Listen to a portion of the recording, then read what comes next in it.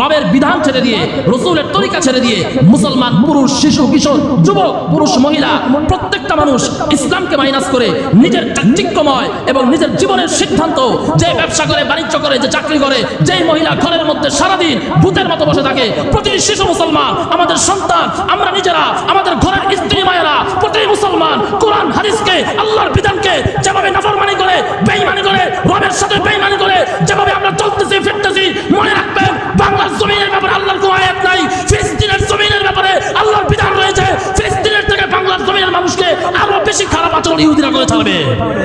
মুহতারাম হাজরিন, ফিলিস্তিনের জমিন যে একটা বরকতময় জমিন, আল্লাহ পাক নিজে কোরআনুল কারীমের মধ্যে বলেছেন।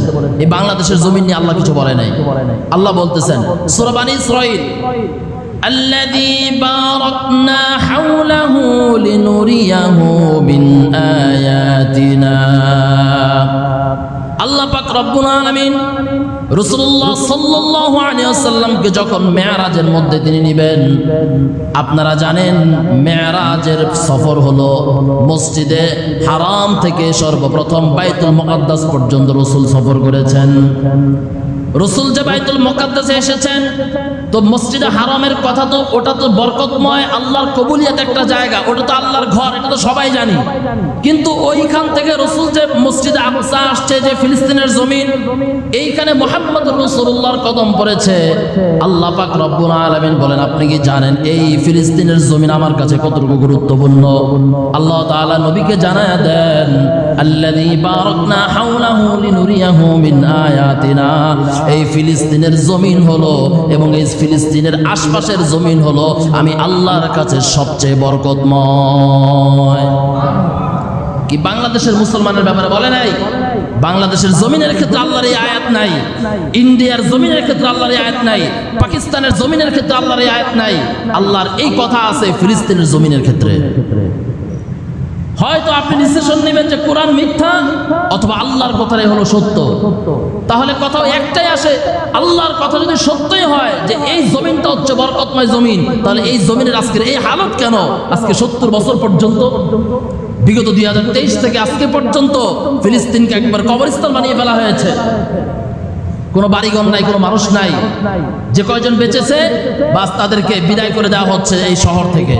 আমরা দেখেছি, খবরের মধ্যে দেখেছি, দলে দলে মানুষ দৌড়ে দৌড়ে যাচ্ছে, বাচ্চা হাঁটতে পারতেছে না।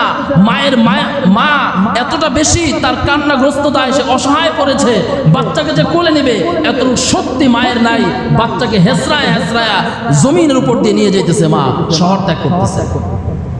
আপনারা দেখেছেন ভিডিওগুলো। অথচ এই জমিনের ব্যাপারে আল্লাহর আয়াত আছে, আমাদের এই বাংলার জমিনের ব্যাপারে আল্লাহর কোনো কথা নেই। তাহলে সেই জমিনের এই হালত। আল্লাহ পাক রব্বুল আলামিন বলেন, ওয়ানাজ্জাইনাহু ওয়া লূতান ইলাল আরদিল্লাতী বারাকনা ফিহা। দ্বিতীয় নাম্বার ফিলিস্তিনের জমিনের ব্যাপারে আল্লাহ বলেন, ওয়ানাজ্জাইনা, আমি নাজাত দিয়েছি ইব্রাহিম আলাইহিস সালামকে, নমরুদ থেকে আমি নাজাত দিয়েছি, ওয়া লূতান, এবং আমি লূতকে আমি নাজাত দিয়েছি, আমি মুক্তি দিয়েছি। ইব্রাহিম আর লূতকে আমি মুক্তি দিয়ে কোথায় পাঠিয়ে দিয়েছি? আল্লাহ পাক রব্বুল আলামিন বলেন, ইলাল আরদি, এমন একটা জমিনের মধ্যে আমি ইব্রাহিম আর লূতকে পাঠিয়েছি, বারাকনা, যে জমিনটা হলো পৃথিবীর সবচেয়ে গুরুত্বপূর্ণ বরকতময়। তাহলে প্রথম আয়াতে শুনলেন আমাদের নবীকে পাঠাইছে বরকতময় জমিনে। দ্বিতীয় আয়াত, লূত আর ইব্রাহিম আলাইহিস সালামকেও নাজাত দিয়ে, মুক্তি দিয়ে এমন একটা জায়গায় পাঠিয়ে দেওয়া হয়েছে যেটা হলো ইলাল আরদিল্লাতী বারাকনা ফিহা, যে জমিনটা হচ্ছে সবচেয়ে বরকতময়। আর বরকতময় জমিনের নাম হচ্ছে ফিলিস্তিনের জমিন।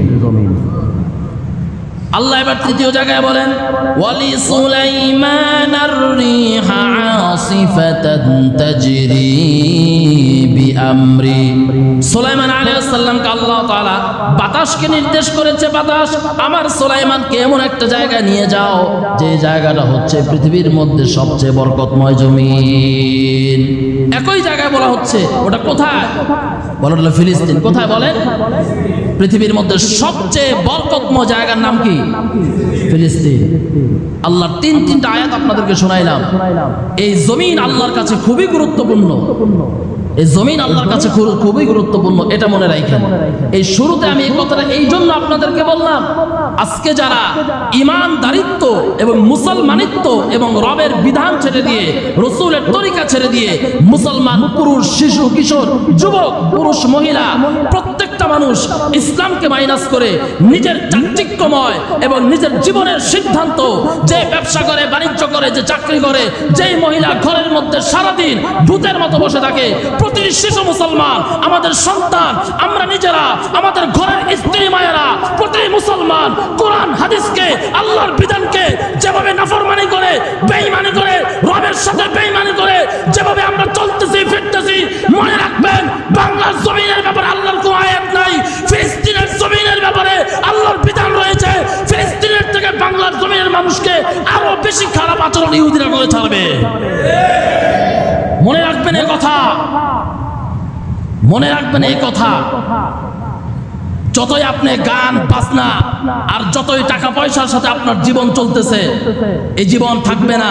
ফিলিস্তিনের লোকদের থেকে আরো খারাপ আচরণ হবে আমাদের সাথে। এই জন্য এই কথাটা শুরুতে শোনাইলাম যে আল্লাহ যে জমিনকে বরকতময় বলেছেন, ওই জমিনের হালত এটা, তাহলে আমাদের জমিনের হালত কি হবে মনে রাখেন। এই জন্য সময় থাকতে ইসলামকে মজবুত করে ধরি ইনশাআল্লাহ। পারবো না ইনশাআল্লাহ? শুধু আমরা না, ঘরের লোকেরাও, আমরা ঘরের লোকেরা, আমাদের শিশু সন্তান, আমাদের বাচ্চা কাচ্চা, আমাদের আত্মীয় স্বজন সবাইকে নিয়ে ইসলামকে মজবুত করে ধরে রাখি। এই দুনিয়া এবং পরকাল আমাদের নাজাতের কারণ হবে ইনশাআল্লাহ তাআলা।